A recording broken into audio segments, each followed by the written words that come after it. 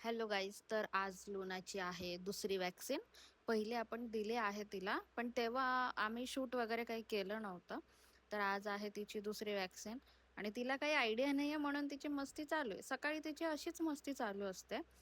तर आम्ही गेलो मेडिकलवरती तिची वॅक्सिन घ्यायला, मग हॉस्पिटलला गेलो. तर बघितलं तर हॉस्पिटलला चालू होता लंच टाईम, म्हणजे 1:30ला ते बंद झालं होतं.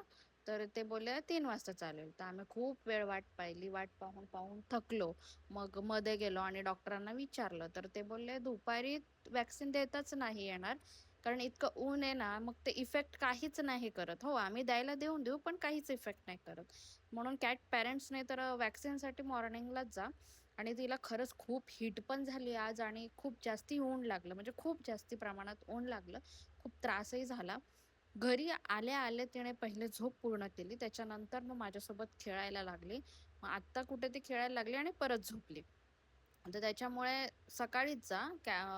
म्हणजे पेट्स वगैरेला घेऊन तरी सकाळीच बाहेर पडा, असं दुपारी वगैरे पडूच नका, त्यांना लगेच त्रास होतो. तर आपण उद्या पाहू, तिची उद्या वॅक्सिन सकाळीच आपण देणार आहे. मग तिला सकाळी मी 8 वाजताच हॉस्पिटलला नेणार आहे. तर आपण बाकी उद्याच्या व्लॉगमध्ये बघू. तर उद्या वॅक्सिन पूर्ण होते की नाही आपण बघू. त्याच्यासाठी स्टे ट्यून. Bye bye.